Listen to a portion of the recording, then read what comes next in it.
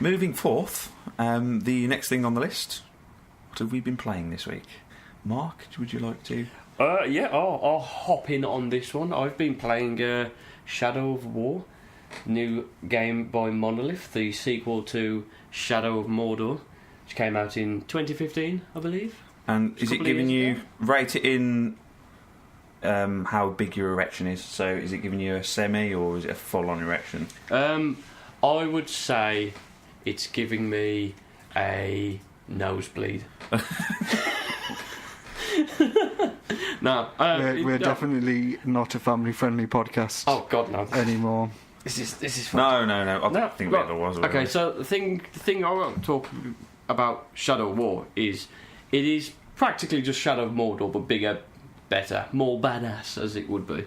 And it plays, the exact same as Shadow of Mordor. Do you still end up having to keep running away from captains because they're really awkward to kill? Yeah, you have to fight them. Yeah, proper bastards roaming around in just even because this is in the first game you had the first open map, and then you got so far in the story and you went ta-da, and you were in the second open map. Whereas in this one it's separate. It's those maps, but there's more of them, and they're called regions now. So you start in region 1, which is like an entire city.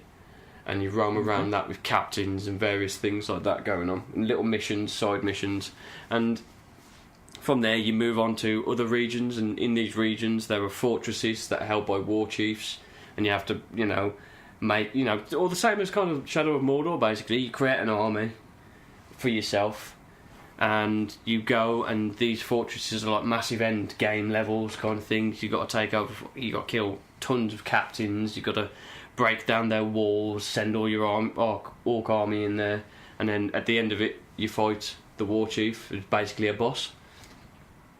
It's really good. So as say for example watching Lord of the Rings, and you jumped in at say film 2 or 3 and there's nothing, you know what the fuck, you haven't got any idea, it's not, you can't be watched as a fresh film, you have to watch the previous ones to get a full understanding of the story. What about this? If I haven't played, or anyone hasn't played Mordor before? Well, I mean, if I'm frank about it, the only thing you're going to be playing these games for is the gameplay, because the stories are arse tripe. Right, okay. The first one... There we go. It's begun. It's begun. The first one, it had what seemed... It was very... It's very, standard. It's Talion is your playable character, who is killed at the start of Shadow of Mordor. Spoilers for anyone who hasn't played Shadow of Mordor, but this is the very beginning of the game, so, whatever. Killed at the very beginning of Shadow of Mordor. Your wife's killed and your child's killed, but instead of actually dying, you are fused with a ancient elven spirit called Celebrimbor, and it's the two of you, and it basically means you're a revenant, basically. You can't die. Right. So every time... that's there to explain the fact that, obviously, when you do die, you magically teleport back to the nearest fast track location and go, I'm back. But the enemies in the system, in the game actually acknowledge that you keep coming back. They call you Grave Walker. Yeah. So it's the same. It's the same in this one. You don't really need to know the story that much. I mean, the ending for Shadow of Mordor was fucking atrocious. It was it's quick time event boss battle, and it just ends. Yeah. And then it just dumps you back in the open world, and you're like, well, you can carry on with all the stuff you were doing before now. You can do that if you wish. So, Shadow of War, it took me about 10 minutes to get into the actual game itself because of the fucking cutscenes. It's just keeps going, keeps going. Well, Metal Gear Solid. Yeah, it kind of starts like. But the weird thing about it is you've got 10 minutes of cutscene with about a minute and a half of story in it.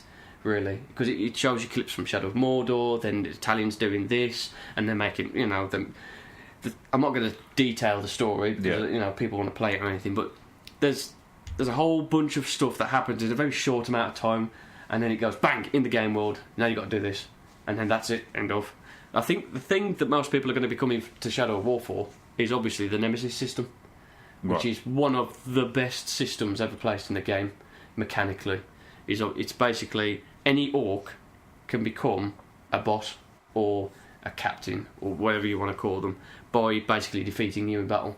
And if they defeat you in battle, then they're given a name, which is completely beholden to them. Yeah. They're given traits, weaknesses, strengths, and obviously they can then fight their own way up the ranks of the Orc army. They can go from like captain to whatever the ones are above that. I can't actually remember. I know the top ones are war chiefs, and they're the highest ranked ones. The difference between this and Shadow of Mordor is that they now have epic and legendary orcs and things like that. But they are locked behind Warner Brothers' ridiculous fucking introduction of loot boxes. Yay! Woo! In a single player video game. I love loot boxes. At first, right, you realise you get like there's two forms. Obviously, in a fucking game like this, there's two forms of currency. There's the currency you get from playing the game, and then there's the currency you buy. And you realise very quickly the currency you get for playing the game can only be used. It's worth fuck all. You can use it to upgrade your weapons. Seems good. Which is all right, but you don't get a lot. So Okay. this is where all this kind of shit falls out. It costs 1,000 minutes, I think they're called, to upgrade your weapon to allow gems to be slotted. But you only get like 50 when you kill a certain individual orc, so you don't get a lot. And you can get it from doing missions and stuff like that. And you can keep it. You can sell your old weapons because now there's a gear kind of selection thing going on with levels, so you can upgrade your gear and level up your gear and stuff like that. Get better gear. It changes the way you look and everything.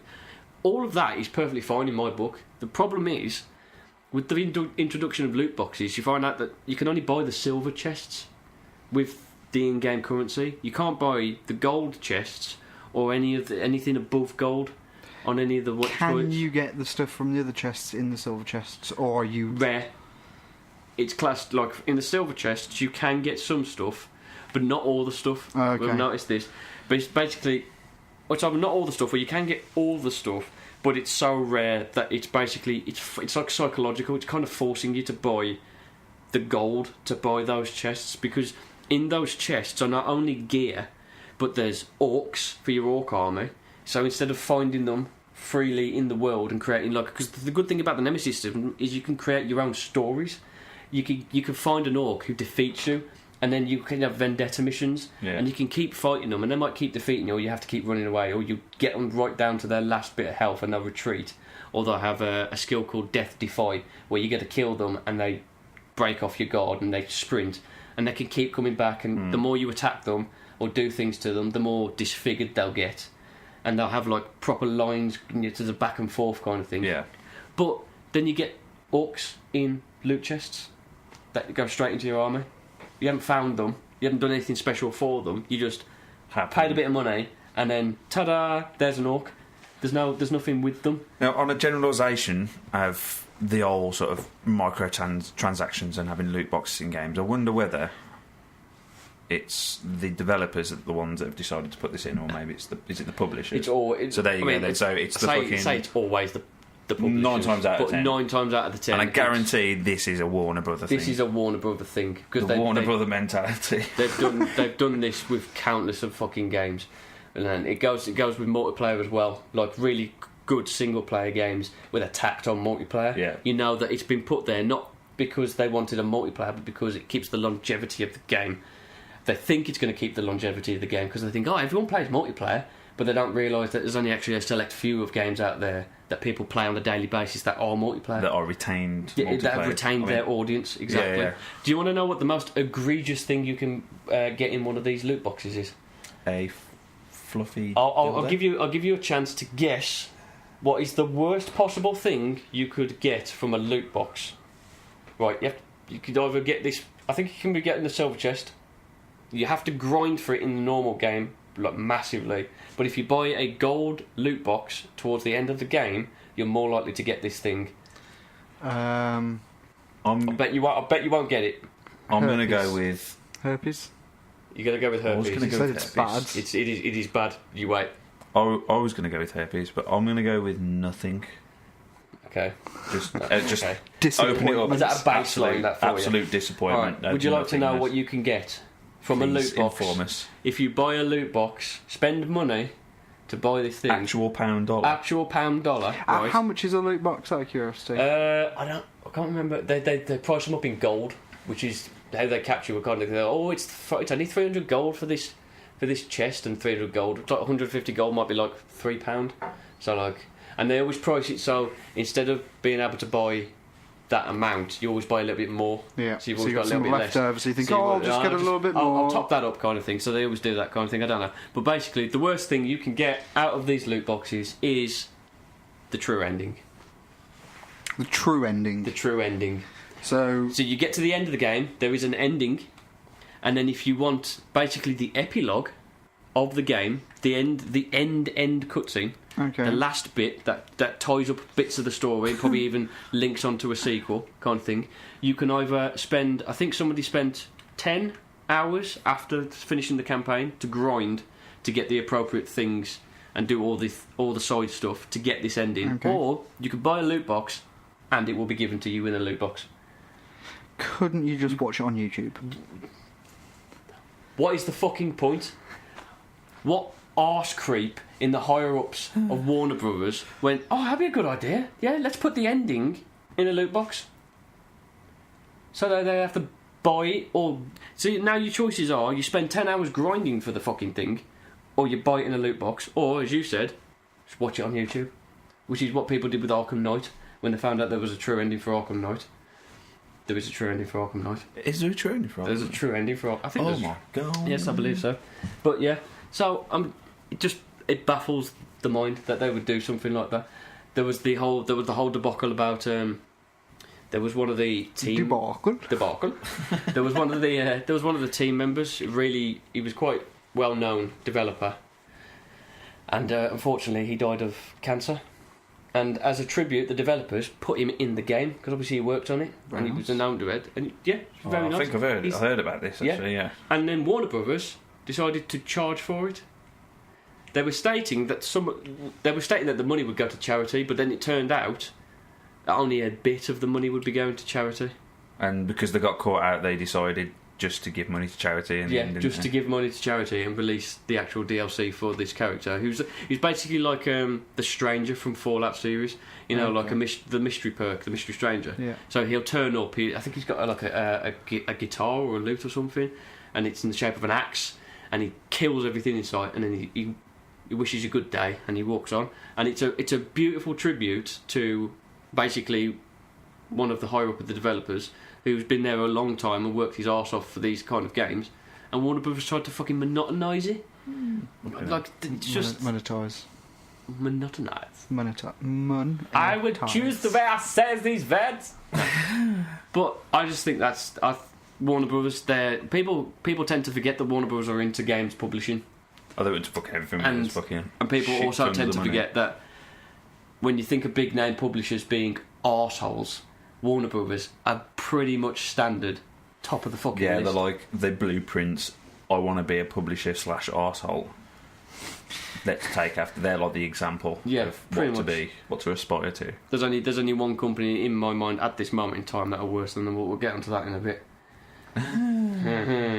But that, teaser. I'm just saying, Shadow of War is a damn good game, and it's just hindered by some greedy shit pay to fat cat. Win, not pay to win, but just tactics like that, microtransactions in a fully priced video game, single player game. And a single player game at that. Yeah, it's just I don't agree with it at all. I think it's arse. Have you completed it yet? I have not. No. It's to completion. It's a very large game. Okay. It's huge, and what with me working 12 hours a day, it makes it a bit difficult to. Have you got any holiday booked? Yes, no, I don't. You should book some holiday. I should, shouldn't I? I'll have to book it about 8 months in advance. Yeah. But yeah, so yeah, Shadow War, good game. If you want it, get it. But in my opinion, don't buy any of the shit. Don't buy any of the microtransactions. Leave that. Vote with your wallet. The game, yes. Microtransactions, nah. Oh, well, very nicely summarised. Thank you very much. Yeah. Thank you.